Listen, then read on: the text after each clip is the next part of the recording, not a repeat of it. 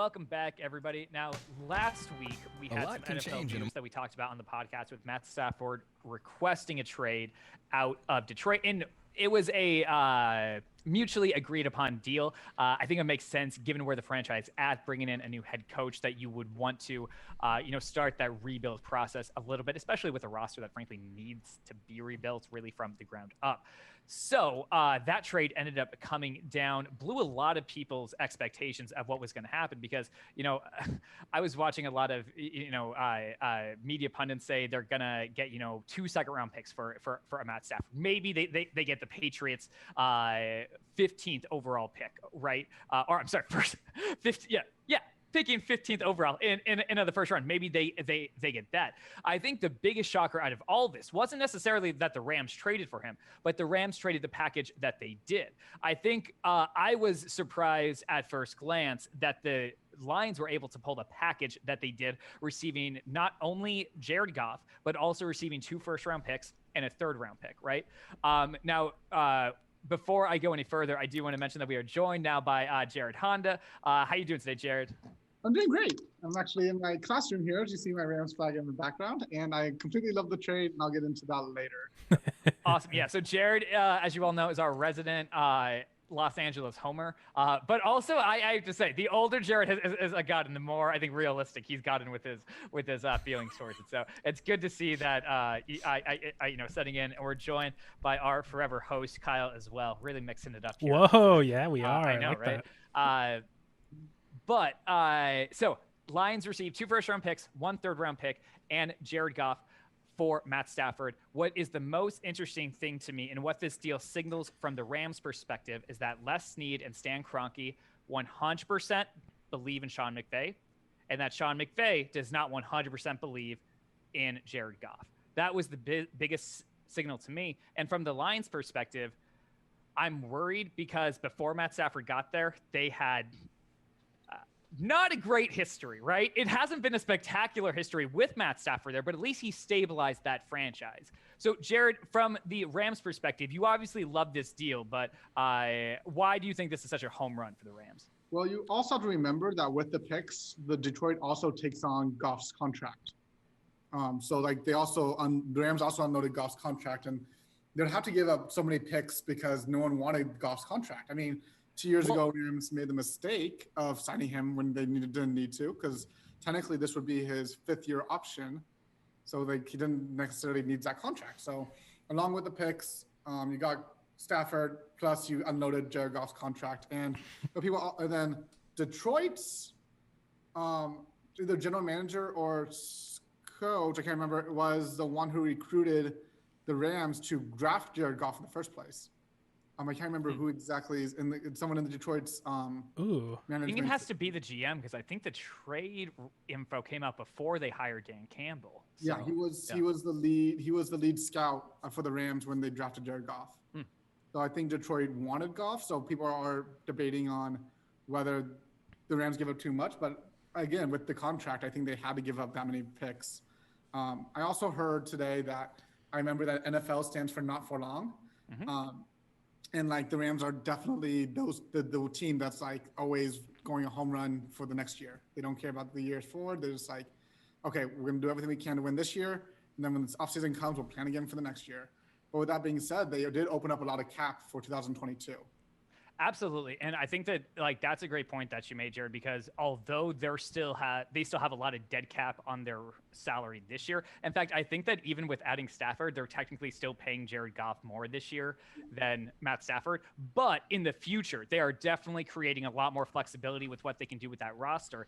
I think it's really cool when you look at that roster that they've invested really in the elite, very tippy top players, right? They don't have the depth of a couple other teams, but they have a better defensive lineman, probably a better quarterback, a better defensive back, a better left tackle, these core positions than what a lot of other teams have. So that's really interesting. Kyle, what did you think about it? The more I get away from the trade, the more I'm like, I looked up Rams trade right now, so I get my facts right. First article I found was from Pro Football Focus. This trade reeks of desperation, and that's exactly how I feel about it.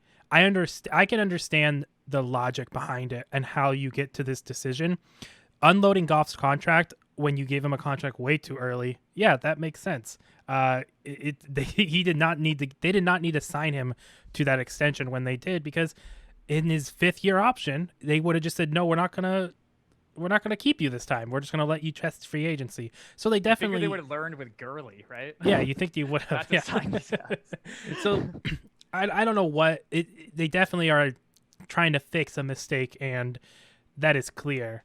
But you make these trades for Ramsey. You have Aaron Donald, arguably the best player in the NFL almost ever. You know, he's a phenomenal player. You kind of have to win now, and I get that, but you have and the Rams don't value, and in the NFL, I know we've talked a lot lately about the value of first round picks and if they're if it's a mystique about them or if they actually are valuable.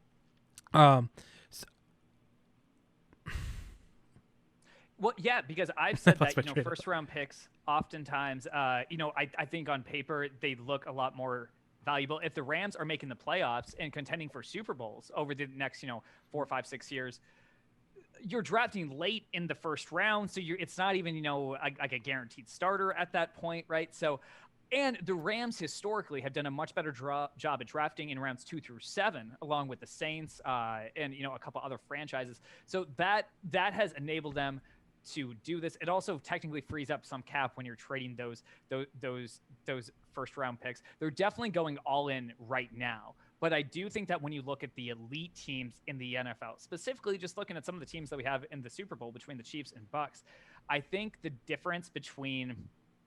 there's a greater difference now between the top 2 teams in the NFL and like teams like 3 through 6 than what there was a couple years ago. So I think the Rams really felt like we can stick with Goff and we can win some games and we can get into the playoffs. But if we want to win a Super Bowl, we have to push our chips in right now. Yeah, and that's kind of how I see this trade overall, is that it is a trade where clearly the Rams don't value first round picks in the same way as a lot of other teams, because they are drafting super late over the past couple years. I think especially ever since they got to LA, ever since they got Goff, it's been a different kind of style of drafting. And maybe that's probably McVay right there. It's just, this is McVay's style, and it's totally different than what is typical of how teams behave with their first round picks and their draft picks in general. Trading away, 2 first round picks for 2 big players in, I think it was consecutive seasons, or there was a break in between, but you brought in Ramsey for 2 first round picks. Then you bring in Stafford, which that's more of where I'm like, that's not a good move, because I don't know why Stafford is your guy, but I'll get into that. It's just a different style, and it could work, but to me, it's very dependent on your scouting team if you're going to hit on these late round draft picks, because you still need to have young talent that can provide depth. What was that? Under McVay, they have hit on the late round draft picks. Yeah, but see, and that's what I'm saying. It's like, yeah, historically so far they have, but you're kind of hoping, and the draft is an up and down thing where, yeah, you can be reliable and consistent with it, but you also can miss on players that are for sure hits. Like, I don't want to say Jamarcus Russell because I don't think he was a for sure hit, but that's where you get to the top level of draft where people think players are going to be better than. When you get to later rounds, I think it is easier to really pick out, all right, this player is going to put in the work and has a lot of potential and is going to play well. Where in the first round pick, they should be well, they have the talent, but is the work ethic there, and you lose that. So, I like I said, I understand how the Rams get to this position, and logically it makes sense. I understand that. To me, though, to bring in Stafford, you have a 25-year-old quarterback with Goff. Yes, the contract is an issue, and the business side, you are looking forward now. They realized kind of the cap situation they're in, and they're trying to fix that at least by 2022. But I like Stafford. I'm happy that he got out of Detroit, because I think in a lot of other systems and a lot of other teams, he would have been he would have multiple playoff wins potentially, and potentially even pushing for a Super Bowl. Just the level of play we saw from him in Detroit with the teams that he had in Detroit was like, he really elevated that team. He has injuries a history of injuries too. He's played through all of them, and I will give him that credit. So I don't think the Rams would be as worried about those. It's still something to say. He's almost 33 years old too.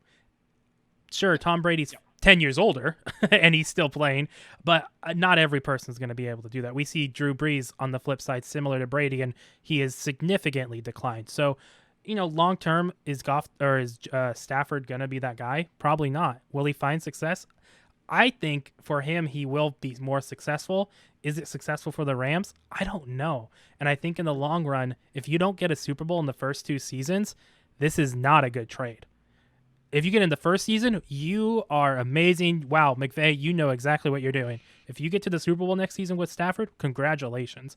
Second year, I don't know.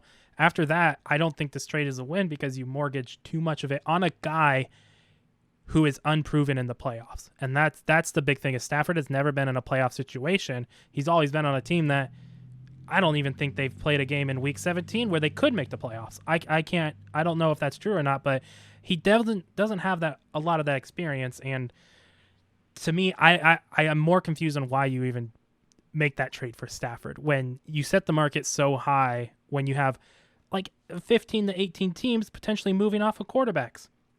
Why is Stafford your guy there? So it definitely is like, hey, quick thing, let's get Stafford, and we'll try to fix this.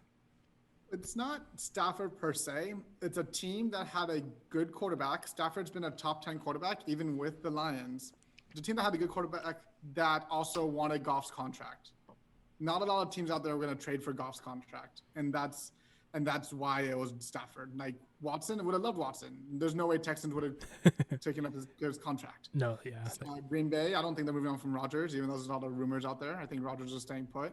No, and reportedly they did contact Green Bay first about Aaron Rodgers. Green Bay balked at it, and also reportedly, Kyle, this just goes to your point about why Stafford and how did he get so much. The 49ers were also reportedly in on Stafford, which could have driven the price up from, 1 first-round pick in Jimmy G and 1 first-round pick in Jared Goff to all of a sudden it's this bidding war. That's what I kind of think happened because there are so many teams that are looking for a quarterback, and they were able to pin San Francisco and Los Angeles against each other. See, and that makes me hate it even more because it's like, you just got played by your division rival to give up, more capital for an older quarterback.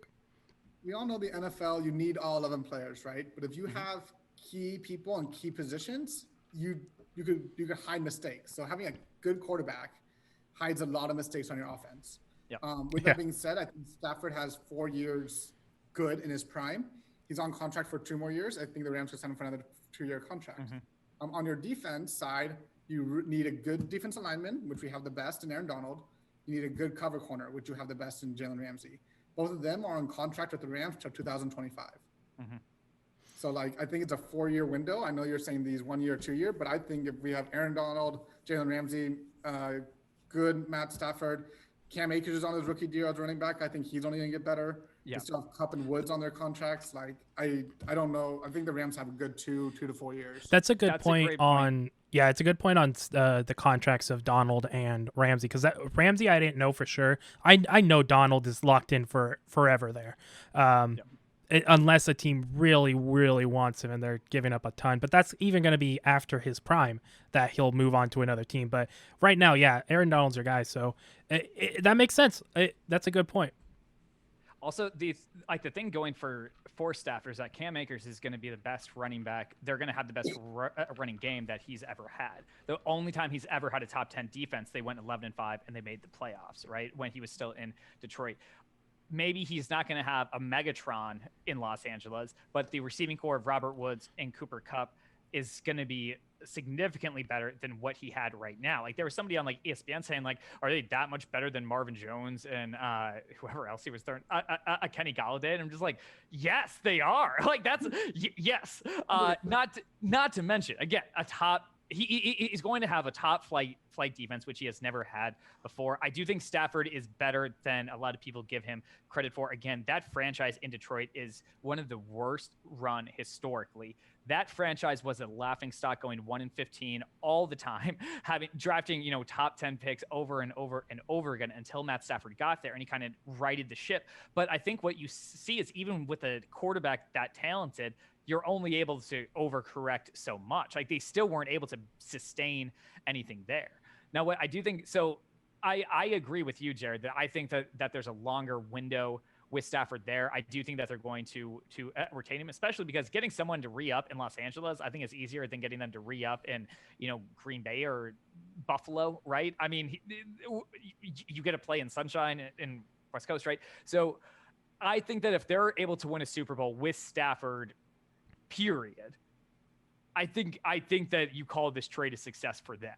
I think it's going to be a success for Detroit either way, because I do think that you got you got more than anybody thought you could get, than what a reasonable media person thought you could get for Matt Stafford. And Jared Goff, although his contract is prohibitive, and I'm not 100% sure that Jared Goff is a long-term answer at quarterback anywhere. I think it at least gives you a starter for a year or two while you kind of rebuild, potentially draft in heir apparent. Maybe they sit for, a few weeks, but like, it gives you some stability as you're going forward. But the fact that you got those draft picks, I think is great. But the mind blowing thing to me overall with like Jared Goff is just realizing that the Rams ultimately spent 2 third-round picks, 2 second-round picks, 4 traded first-round picks, and then the first-round pick that they then drafted Jared Goff with. So 5 first-round picks total on this guy, and then just shipped him out of town, right? Which, back to Jared's point, I think that shows that they really, really, it was just as much about getting him away as it was about getting Matt Stafford in return, right? Well, that's what it also, like, it seems clearly they made a mistake with assuming that Goff was their guy. And, he was playing well. You like to keep your quarterback you drafted. You jumped the gun on doing the contract. Then, now we're in a position where you're like, you know what? He's not the guy. Let's try to move off of him. That contract's hindering us. To me, though, it seems like they're getting a little lucky with the players they're getting. And again, it goes back to scouting. Can they do it consistently?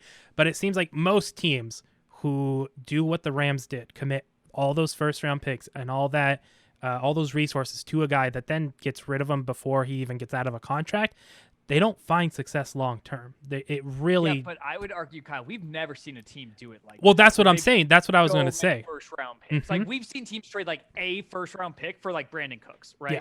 When the Patriots did that. So it's funny because like Les Snead to me is essentially the Bruce Arians of GMs, where he's no risk it. No biscuit, right? He's Jameis Winston out there. He's okay throwing 40 interceptions as long as it gets him 50 touchdowns. And to his credit, the Rams have been successful as a franchise during the most recent years. But what I do find interesting as well too is how Sean McVay overtook Jared Goff as kind of the golden boy, right? Because the reason they brought Sean McVay in originally was to fix Jared Goff because they invested so much draft capital into him. And then Sean McVay became the guy that's like, oh, no. Like, screw Jared Goff. Like we're going to build around you as the head coach. Yeah, so, maybe that's what it is. We're seeing a little bit of a rebuild, or rebuild's the wrong word, a refocus of what your organization is going to be, where you had Goff, that was your franchise quarterback. You bring in McVay, an unknown at that point. You hoped he was good, and surprise, this guy's great. Like, he is coaching what we love, the culture and what he's doing. So let's lean into him. He doesn't like Goff anymore. It's not the guy for Goff, or not the guy for McVay.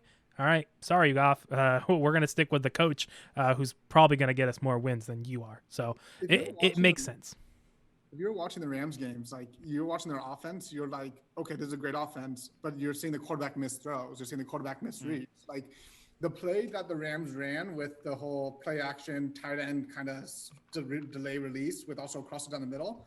Literally by week 13, I saw every single team running that play. And this was the Rams started out with, like, in the beginning of the season. So, like, I was literally seeing the Rams offense in games. I was like, really? They took that from the Rams. So, like, Jared, was like, So 2 years ago, Kyle and I watched the Super Bowl at your house. Was there a time, because at that point, I'm sure you were still pretty bullish, had a favorable opinion about Jared Goff. Was there like a specific week or game where you were kind of watching him, maybe this season, where you were just like, okay, I'm done. Like I no longer trust him to get us back to a Super Bowl? Because there were a couple weeks like versus the Jets, Miami game where they had 8 first downs the whole game, right? So Miami game was bad. What's really funny is Beth actually, she watches the games with me and she's like, your quarterback sucks. Like, that's hilarious. Yeah, Beth. So funny. And then she watched the Saints and she watches Drew Brees her whole life, but like, not knowing football, she like watched one game and was like, your quarterback sucks, and that's like, okay, I get it. Obviously, as a Rams fan, I stick with the Rams, obviously, with every single move they make because I'm going to root for the Rams. Mm-hmm. I think it was really after the Miami game, especially after the Jets game, I was like, I don't think Goff's the solution, but we have his contract. The defense could carry us, so I have to have faith. And one thing that Colin Cowherd mentioned was that he really thought it was after the second loss to Nick Mullins and the San Francisco 49ers. It was like, we can't even beat Kyle Shanahan with the backup quarterback. Like, and I think knowing that they're 0-4 since Kyle Shanahan got there, that was a major sticking point too. So it's like, they don't have Nick Bosa, they don't have George Kittle, they don't have Jimmy G, and we're still losing. Like, if once they get healthy, we can't win with Jared Goff. So it's something where, like, I do think that if you just looked at value, right? Like if this was like a teeter-totter, yeah, I think all the first round picks are probably worth more overall. But I do understand the Rams being aggressive. And yeah, I think that if they can ultimately win a Super Bowl, I think it justifies all of these moves. If somehow Matt Stafford fractures his tibula, in preseason week 1, not going to look like a great trade going forward. The Rams don't play starters in preseason, so that's true. That's true. Okay, that's a good point there. Also, yeah. The LA City has never won a football Lombardi Trophy. Raiders never won it. Rams never won it. They want it. LA wants a Lombardi, especially with that new SoFi Stadium. Like a Lombardi, like basically brings in a shit ton more money than what LA already brings in. So they want that Lombardi. Well, and one of the really curious things to me too is that especially thinking about the rest of the league, a lot of the NFC teams, specifically the 49ers, there's so much speculation about what the other quarterback movements are going to look like. I don't think Jimmy G is going to be the starting quarterback for the 49ers when next year opens. Yeah, Russell Wilson and Kyler Murray are probably going to be there, but we're going to see so many quarterback moves this offseason. And then again, I think we're going to see 5 quarterbacks drafted in the first round this year. So it's going to be also the Patriots are reportedly going to be it was something like mischievously active or something, just like abhorrently active, like just way more active than they ever are. So, and they're a team that never trades up in drafts. They always trade down, but they have like a ton of picks. But they aren't like all that great, but they could still, what if they said, we'll give you 3 first-round picks for, Trevor Lawrence or something? Like I'm really excited for, what this offseason is going to look like. Passing games has evolved. Yeah. It's. So it lends credit, that lends credit to what the Rams are doing. They have Andrew Whitworth. They keep bringing him back. He's solid. Do you think they bring him back next year? Like, he's still playing, right? As long as he's playing, I think they're going to keep him. He doesn't show age. I mean, this injury showed age, but that's what I meant too. Is like, do you think he's still able to be at that level? So it sounds like it. So yeah, you're paying Whitworth, you're paying Donald, you're paying Ramsey. Now you bring in Stafford, and his contract's not horrible, but you're still paying Goff. So you're still paying the quarterback position at a premium, and that's your philosophy, Drew. So I understand what they're doing, I guess. And maybe it's not that I don't like the trade. It's more that there's so many unknowns and people are saying like, this is a win. If Stafford, it really depends on Stafford's play. Sure. Right. And that is dependent on if the Rams win this trade. The Rams, win this trade if Stafford is good and they can be very competitive deep into the playoffs at least.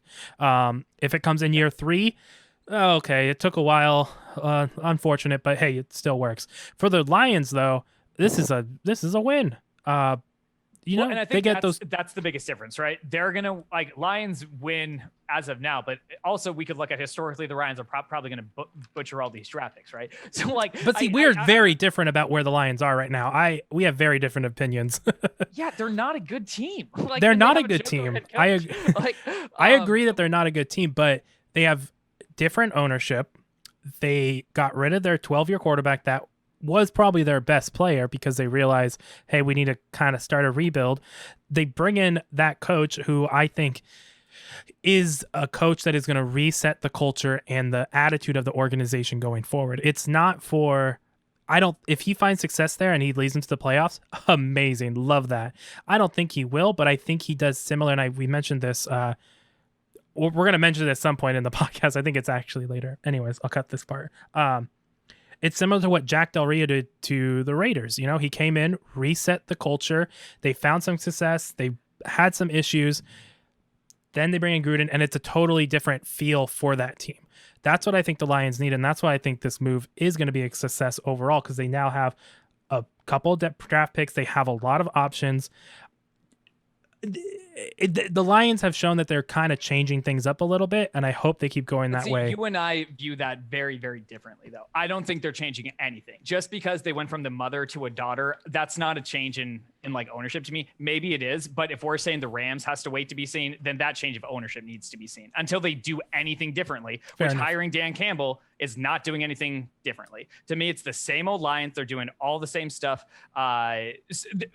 Prove to me that you're different before I'm going to start just glorifying you and say you're different and this is a new culture. We're a brand new Lions team, blah, blah, blah, blah, blah. Right? So like, I'm not going to say just because they traded for 2 first-round picks and they hired Dan Campbell, all of a sudden they're, you know, like the Patriots now. Like that doesn't, but like, that's why I'm saying like, we can view them differently. And like, I think that that's fine.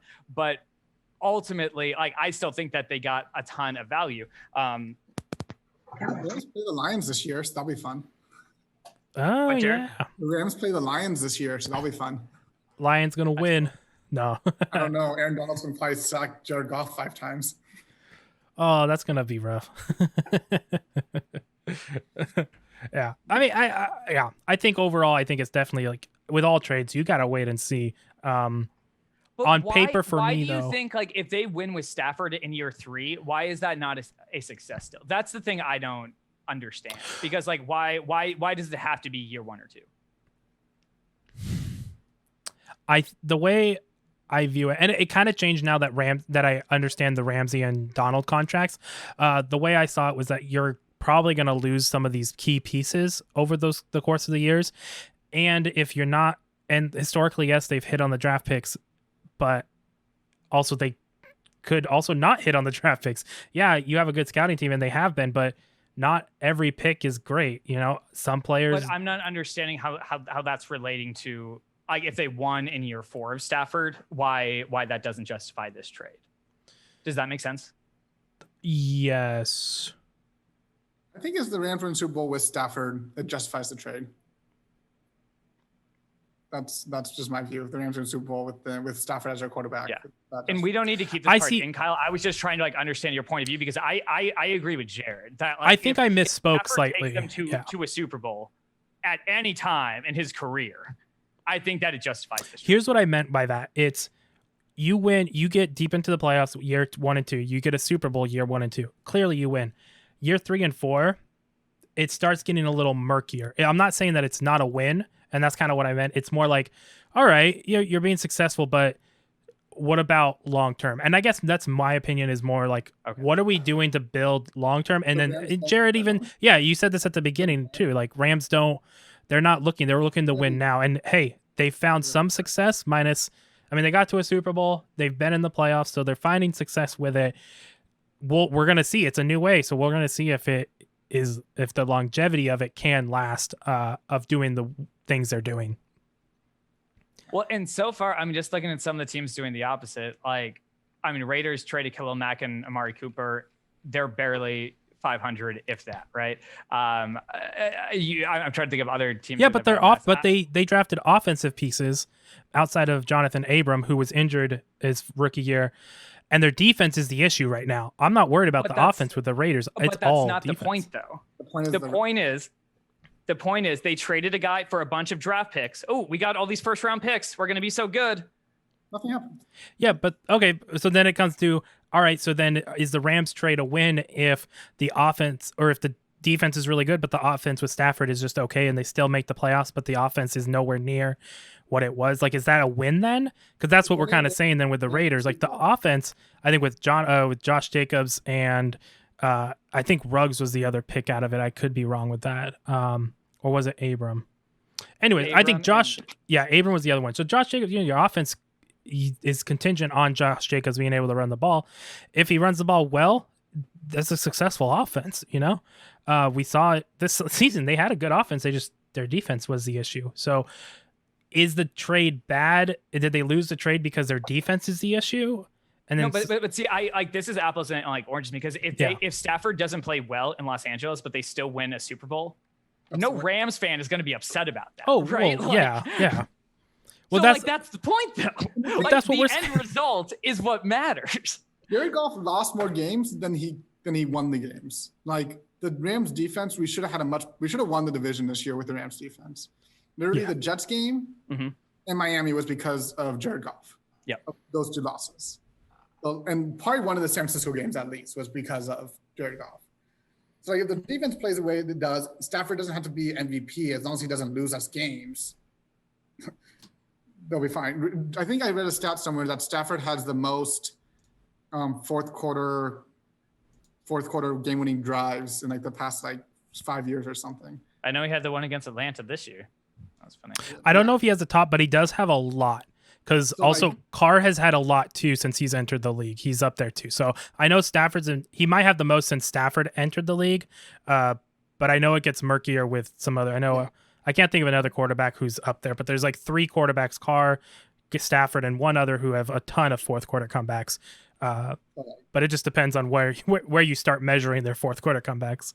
Exactly, and I don't think he'll need to do comebacks really with the way the Rams play. You shouldn't have to. Stafford all time is ranked 8th.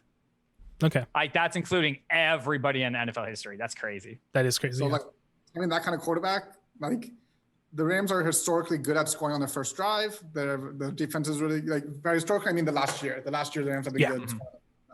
Sean McVay does a great script. Their defense is great. Sean McVay is 34-0 leading at halftime.